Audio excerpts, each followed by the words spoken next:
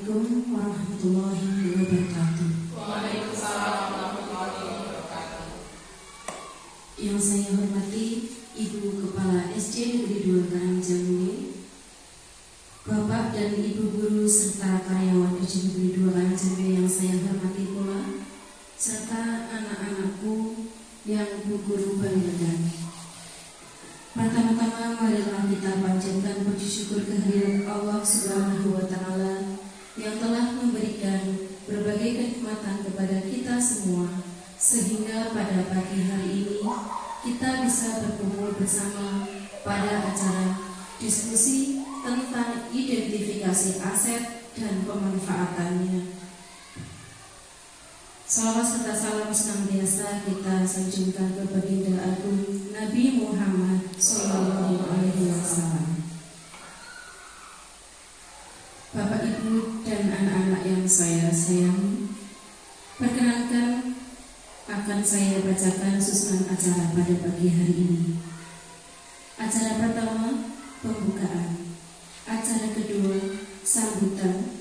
Acara ketiga, inti. Dan acara keempat, penutup. Memasuki acara yang pertama, marilah kita buka acara pada pagi hari ini dengan membaca basmalah bersama-sama. Bismillahirrahmanirrahim. Memasuki acara yang kedua, sambutan dari Kepala SD Negeri 2 Karangjambe. Kepada yang terhormat Ibu Titik Haryani, kami persilahkan. Bismillahirrahmanirrahim. Assalamualaikum warahmatullahi wabarakatuh.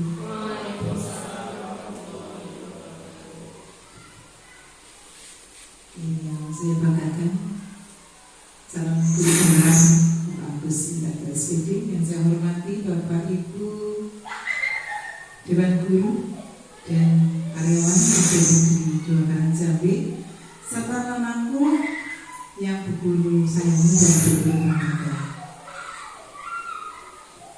Puji syukur marilah kita panjatkan kehadirat Allah Subhanahu wa Ta'ala yang telah melimpahkan nikmatnya kepada kita semuanya, sehingga pada pagi siang hari ini saya diperkenankan berdiri di sini, dan atas nikmat sehatnya kita semuanya bisa berkumpul di ruangan ini. Tak lupa sholawat serta salam kita curahkan kepada junjungan kita Nabi Agung Nabi Muhammad SAW yang senantiasa kita nanti-nantikan syafaatnya di yaumil akhir. Bapak Ibu serta anak-anakku semuanya, pada kesempatan ini terima kasih saya berdiri di sini. Izinkan untuk memberikan kata sambutan, hanya satu atau dua kata ya, berkaitan dengan kegiatan hari ini. Terima kasih atas kegiatan yang terselenggara hari ini berkaitan dengan kegiatan guru penggerak. Yang pertama saya sampaikan selamat ini kepada Bapak Agus Indarto atas kegiatan-kegiatan yang sudah dilaksanakan selama ini, dan pada hari ini pada saatnya untuk acara diskusi identifikasi aset dan pemanfaatannya, khususnya di SD Negeri 2 Karangjambe. Ini suatu upaya ya dari Pak Agus ya, dalam rangka mendayagunakan aset yang ada di sekolah ya. Jadi nantinya tidak perlu mencari yang tidak ada ya, tapi kita memanfaatkan yang sudah ada. Untuk acara selanjutnya, yaitu acara inti yang akan disampaikan oleh Bapak Agus Indarto SPD SD. Kepada Bapak Agus Indarto kami persilahkan.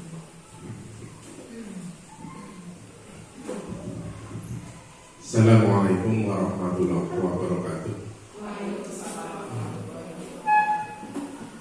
Yang terhormat Ibu Kepala SD Negeri 2 Karangjambi, yang kami hormati perwakilan dari komite, perwakilan dari wali murid, Bapak Ibu guru, serta anak-anakku semua.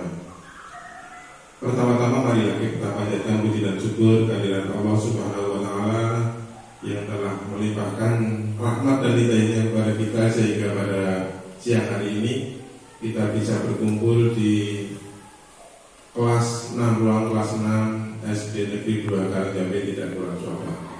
Salawat serta salam marilah kita aturkan kepada junjungan kita Nabi Agung Muhammad Sallallahu Alaihi Wasallam yang telah membawa kita dari zaman jahiliyah ke zaman yang terang benderang ini.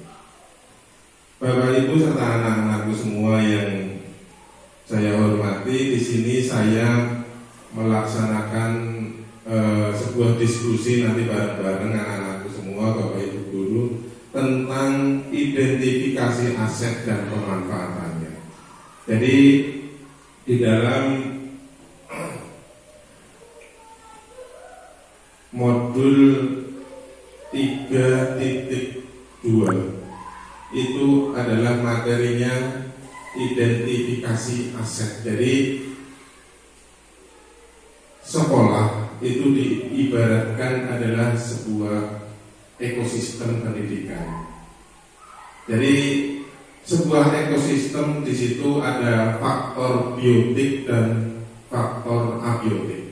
Kalau di lingkungan mungkin anak-anak kelas 5 ingat ya, biotik itu yang hidup atau tidak hidup, biotik yang hidup, kemudian abiotik yang tidak hidup. Kalau di dalam IPA berarti biotik yang hewan dan sebagainya, abiotik yang tidak hidup. Nah, di sekolahan juga seperti itu. Ada unsur biotik, ada unsur abiotik yang saling berinteraksi. Nah, kemudian kita sebagai pemimpin dalam pengelolaan sumber daya, jadi pemimpin itu bukan hanya kepala sekolah ya. Jadi Bapak Ibu guru menjadi pemimpin di kelasnya. Anak-anak bisa juga menjadi pemimpin bagi teman-temannya. Nah, pola pikir manusia itu ada dua macam di sini, yaitu defisit based approach sama asset based approach. Jadi di sini pendekatan berbasis masalah dan pendekatan berbasis aset. Gotong royong kemarin ya. Jadi sudah melakukan gotong royong ditanami dengan berbagai tanaman. Nah, jadi itu salah satu contohnya. Nah, aset utama dalam sebuah komunitas ini berlaku untuk komunitas apa saja, tetapi kita fokus pada komunitas SD Negeri 2 Karangjambi. Yang pertama adalah modal manusia, itu pasti di mana-mana ada modal manusia. Yang kedua modal fisik, yang ketiga modal finansial, yang keempat modal politik, yang kelima modal sosial, yang keenam modal lingkungan alam, dan yang ketujuh modal agama dan budaya. Coba kita lihat satu persatu. Untuk modal manusia di SD Negeri 2 Karangjambi, yang pertama ada kepala sekolah yang mempunyai kualifikasi S1, memiliki sertifikat pendidik, mempunyai basic guru kelas, kemudian aktif dalam mengikuti diklat, menulis artikel PTS, kemudian yang kelima berpenampilan menarik dan sebagainya. Ini adalah aset manusia. Kemudian kepala sekolah itu adalah tugasnya misalnya manajer, kemudian sebagai pemimpin institusi, penanggung jawab, pengambil kebijakan, kemudian pejabat penilai, kemudian supervisor. Modal manusia yang lain adalah guru. Jadi di sini guru di SD Negeri 2 Karangjambi itu semuanya sudah berpendidikan S1. Kemudian sebagian besar sudah memiliki sertifikat pendidik, mungkin sudah 80%. Kemudian semuanya bisa menguasai TIK. Kemudian yang keempat mampu mengelola kelas tentunya adalah tenaga kependidikan, berpendidikan SLTA dan berintegritas yang baik. Kemudian modal manusia yang berikutnya adalah murid. Jadi murid di SD Negeri 2 Karangjambe berjumlah 116. Nah, dari penjelasan ini, murid itu pemanfaatannya adalah mengikuti proses pembelajaran, kemudian berikutnya adalah komite sekolah dan wali murid. Jadi di sini wali murid memang latar belakangnya sangat beragam, baik pekerjaannya, kemudian mendukung kemajuan pendidikan ini harapan kita jelas semua. Jadi pemanfaatannya adalah untuk berkolaborasi. Jadi komite dan wali murid itu sangat penting. Ini bisa dimanfaatkan, misalkan kita kemarin pada waktu mengadakan perpisahan, kalau kita berpikir berbasis masalah, oh kita tidak punya uang, tidak punya teratak dan sebagainya. Tapi kita dengan berkolaborasi dengan komite dan wali murid, alhamdulillah bisa terlaksana dengan baik, yaitu modal fisik. Nah, modal fisik kita merupakan SD yang termasuk lengkap. Jadi kita sudah memiliki gedung sekolah yang baik, ruang kelas ada 6, ada ruang guru, ada ruang perpus, ada kantin, musola, ada toilet, ada tempat parkir, ada lapangan bermain, ada UKS. Kemudian di SD kita sumber air juga bagus, ada PDAM, sumur juga bagus. Sekolah kita termasuk strategis, dari balai desa juga tidak jauh, dari kecamatan paling 1 kilo, dari puskesmas itu juga tidak jauh. Kita berada di wilayah industri, ada pabrik dan sebagainya. Kita dekat dengan area pertanian, perikanan juga ada, kemudian dekat dengan pertokoan, dengan lapangan juga tidak jauh. Jadi untuk modal lingkungan ini sangat representatif untuk mengembangkan pendidikan di sekitar kita. Jadi pemanfaatannya dari modal ini adalah mudahnya akses menuju sekolah. Kita tidak perlu menyeberang jalan yang besar, kemudian sumber belajar kontekstual mudah, dan modal finansial. Yang pertama adalah dana BOS yang dimiliki oleh seluruh sekolah, kemudian ada dansos guru yang dikelola di sekolah, ada PIP yang untuk siswa, kemudian ada partisipasi dari masyarakat. Contohnya kegiatan seperti kemarin. Jadi pemanfaatnya adalah dapat menunjang program sekolah, pengembangan diri siswa, dan untuk kegiatan sosial. Jadi dengan adanya dana sosial guru misalnya, kita bisa melaksanakan kegiatan sosial. Kemudian modal berikutnya adalah modal agama dan budaya. Alhamdulillah di SD kita adalah 100% beragama Islam. Kesenian di sekitar kita ini ada kesenian ebek, ada kentongan, mungkin di sini ada tarian.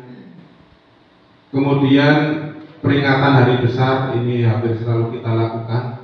Pembiasaan sholat duha dan zuhur ini juga hampir selalu kita lakukan. Memiliki tokoh agama, peringatan hari nasional. Nah, pemanfaatan dari itu semua yang pertama adalah menunjang program sekolah.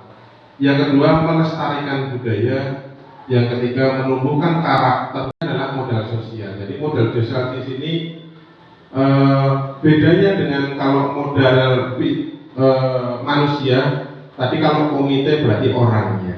Tetapi kalau modal sosial di sini maksudnya adalah hubungan. Kita punya hubungan dengan komite.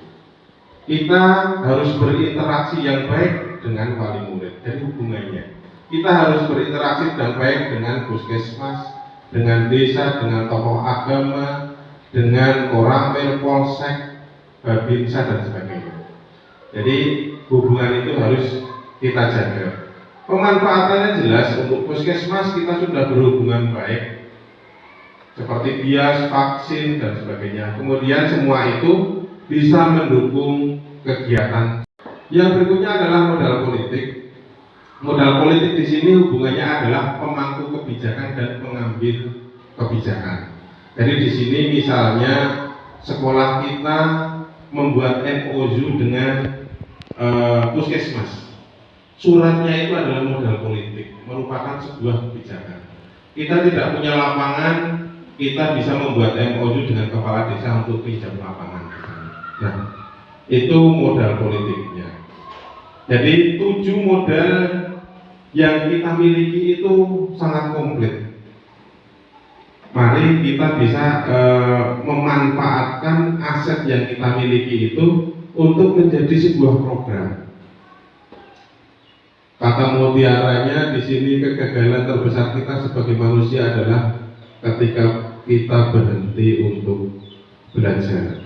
Nah, program kita nanti saya sudah merancang sebuah program yang memanfaatkan salah satu aset yang kita miliki.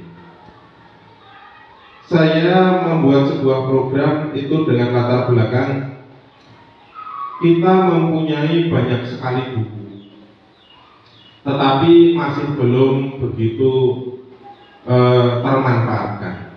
Yang kedua, latar belakangnya adalah kemampuan anak-anak kita di dalam memahami tulisan itu masih sangat rendah. Jadi kalau seperti kelas 6 saja saya contohkan kemarin, anak membaca, kemudian ditanya apa yang dibaca itu tidak tahu. Jadi di sini saya membuat sebuah program yang saya beri nama Ceriaku. Jadi ini akronim dari Cerita Indah Bersamaku. Jadi saya singkat Ceriaku. Nah, program ini saya rencanakan merupakan program co-kurikuler, jadi program yang mendukung intra. Jadi ini saya laksanakan rencana itu sebelum pembelajaran. Jadi SD kita itu setiap pagi sudah ada kegiatan literasi. Nah, nanti ini mohon dukungan mungkin dari Ibu Kepala, Ibu Guru Agama, dan semua Bapak Ibu Guru. Nanti kita buat lebih bervariasi. Jadi tidak cuma tiap pagi Asmaul Husna namanya, walaupun itu bagus sekali. Tetapi nanti biar lebih bervariasi, ada Asmaul Husna, mungkin ada bacaan surat pendek yang harus kita hafalkan. Kemudian saya akan menyelipkan dalam satu hari itu, yaitu program Ceriaku ini. Jadi program ini mendukung intrakurikuler. Jadi program co-kurikuler ini tujuan saya adalah pertama itu menumbuhkan kepercayaan diri murid. Mengapa kok menumbuhkan kepercayaan diri? Nanti saya teman-temannya yang sampai saat ini anak itu kalau disuruh maju aja kadang ada yang tidak mau. Kemudian yang tujuan yang berikutnya adalah meningkatkan kemampuan bercerita. Meningkatkan kemampuan bercerita. Nah, nanti di dalam program ini anak itu menceritakan apa yang dibaca sebelumnya secara lisan. Jadi nanti anak itu membawa buku dari sekolahan, dibawa pulang, dibaca di rumah, dapat 1, 2, 3 halaman. Nah, tidak harus satu buku selesai. Nanti kalau satu buku selesai malah tidak jadi. Jadi 1, 2, 3 halaman kita tentukan nanti pada hari tertentu. Saya rencanakan misalnya hari Sabtu, anak kita gilir untuk bercerita di depan teman-temannya. Nah, ini menurut saya nanti juga akan meningkatkan cara anak memahami sebuah paragraf. Jadi kalau dia bisa menceritakan apa yang dia baca, nanti kalau ada pertanyaan tentang entah itu pokok pikiran, itu kesimpulan dan sebagainya, anak bisa mengarah ke situ. Anak mengambil buku di pojok baca, kemudian nanti kalau sudah satu putaran semua bercerita, buku nanti kita tukarkan lagi di sekolah. Jadi akan seperti itu terus. Nah, jadi di sini gambaran umumnya seperti itu. Hari Senin kita ambil buku, dibaca selama beberapa hari. Karena setiap hari kan sudah ada kegiatan literasi. Pada hari Sabtu nanti anak maju untuk bercerita. Kalau memang sudah selesai dalam satu bukunya, nanti kita tukarkan lagi. Nah, diharapkan di dalam membuat sebuah program itu kita promosikan 3 hal. Yang pertama adalah suara, yang kedua adalah pilihan, yang ketiga adalah kepemilikan atau ownership. Nanti Bapak Ibu guru di dalam membuat program itu bisa mengambil salah satu aset atau 2 aset dan sebagainya. Anak kita libatkan untuk bersuara. Jadi yang pertama tadi suara ya. Anak kita libatkan untuk bersuara. Kira-kira apa yang mau kita laksanakan? Misalnya kalau membaca, saya kemarin kalian mau membaca apa? Mereka bersuara. Kemudian yang kedua pilihan. Mereka buku disuruh milih sendiri.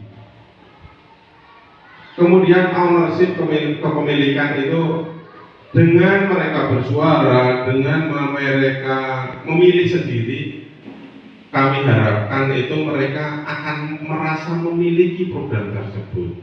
Nah, dengan mereka merasa memiliki, mereka akan melaksanakan dengan penuh tanggung jawab. Yang saya jelaskan dari identifikasi aset, kemudian nanti apa yang ada di aset itu kita bentuk ke program.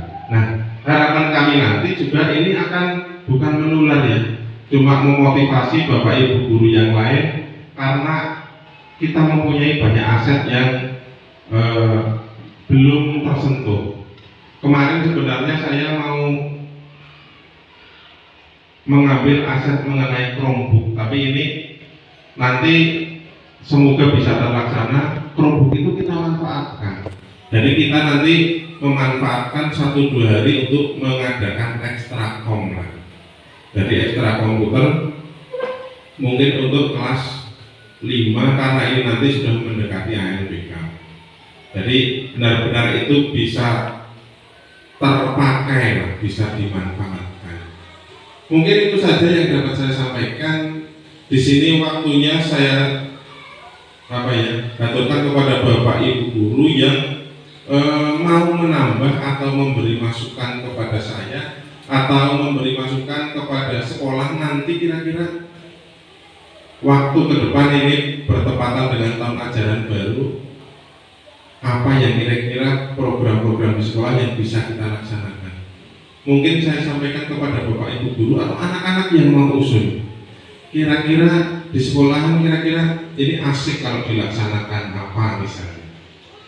Tadi ada yang nyeletuk, di dekat sekolahan ada odong-odong, itu bisa kita manfaatkan untuk Mesir misalnya. Nah, nanti anak-anak bisa usul maksudnya. Kira-kira kegiatan apa yang bisa kita laksanakan dalam waktu dekat atau mungkin tahun ajaran baru. Mungkin itu dulu saya sampaikan kepada Bapak Ibu guru dulu. Monggo. Saya selaku guru olahraga di SD Negeri 2 Karangjanbe menambahkan sedikit kepada Pak Agus untuk program untuk tahun ajaran 2023-2024 dan beserta ibu kepala sekolah. Untuk SD Negeri 2 Karangjanbe di sini ada beberapa aset yang mungkin belum digunakan secara maksimal, yaitu meja tenis itu sudah lama tidak digunakan dan akhirnya sekarang menjadi rusak untuk kaki mejanya dan untuk alasnya. Nah, yang kedua, untuk lapangan 2 lapangan bulu tangkis. Nah, saya mengajukan program untuk tahun ajaran 2023-2024 mengadakan program ekstrakurikuler untuk kelas 456 apa 345 untuk berkelanjutan ke Popda dan O2SN. Nanti kita programkan untuk hari Sabtu bisa setelah pulang sekolah, anak-anak pulang dulu ya, nanti makan apa langsung membawa bekal dari rumah juga bisa. Nanti 1 minggu diprogramkan mau 1 kali ekstra apa 2 kali, nanti dibahas bareng-bareng sama Pak Agus dan Bu Kepala Sekolah. Oke, terima kasih Pak Agus untuk program. Saya menambahkan sedikit. Matur nuwun. Assalamualaikum warahmatullahi wabarakatuh. Ya, saya mau menambahkan sedikit untuk SD Negeri 2 Karangjanbe karena untuk pembiasaan keagamaan. Pembiasaan keagamaan kan di sini sudah terbiasa untuk Asmaul Husna, sholat duha dan sholat duha bersama. Itu kalau di musola banyak sekali Al-Qur'an ya. Itu bisa dimanfaatkan untuk bareng-bareng mulai dari kelas atas yang Al-Qur'an kita bisa BTQ pagi-pagi ya. Kalau tidak kita ekstra untuk Pak Agus tambahan ya, ekstrakurikuler yang BTQ baca Al-Qur'an bersama ya. Terima kasih. Wassalamualaikum warahmatullahi wabarakatuh.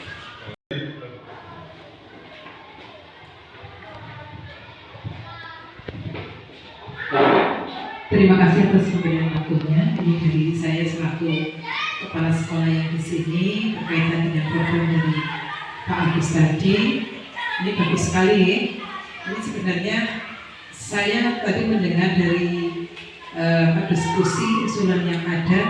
Ini tinggal kita membagi untuk waktunya. Kalau saya tidak salah tadi mendengar di pagi hari nanti ada kegiatan yang sudah berjalan itu ada Asmaul Husna. Terus ada rencana nanti ada kegiatan membaca di pagi hari. Nah kita lihat waktu masuk ya, kita jam masuk itu jam berapa. Nah ini alokasi waktu perlu diperhitungkan. Jadi dari program yang ada mungkin diawali dari pembuatan program ya. Program itu dituangkan tertulis ya. Ada program tertulis yang akan dilaksanakan waktunya dari jam berapa dan nanti dilaksanakan secara konsekuen. Jadi ini butuh konsekuen ya. Karena kalau tidak benar-benar ada jadwal yang tertulis di situ, itu mungkin nanti untuk pegangan pelaksanaannya itu bingung ya. Nah, ini jam berapa sampai jam berapa itu harus ada. Jadi terprogram dulu, program itu dituangkan dalam jadwal pelaksanaan dan mungkin kalau untuk membaca pagi bisa saja dilaksanakan semuanya pagi hari. Bisa seperti ini, misalnya untuk kelas 1, misalnya hari Senin, kelas 2 Selasa, kelas 3 Rabu, kelas 4 Kamis, kelas 5 Senin, kelas 6 Kamis Jumat ya, kelas 6-nya 1. Ya setiap hari ada literasi tapi tidak semua kelas mungkin bisa dibuat seperti itu. Kalau harapannya untuk semua kelas, ini untuk pagi hari saya kira waktunya kan mepet ya. Nah ini anak mau suruh berangkat jam berapa? Dan guru juga harus konsekuen. Kalau misalnya jam 7:30 anak sudah harus pembelajaran ya. Acara selanjutnya yaitu penutup. Alhamdulillah acara sudah selesai dan berjalan cukup lancar. Mudah-mudahan apa yang sudah kita diskusikan tadi bisa kita laksanakan dengan sebaik-baiknya. Untuk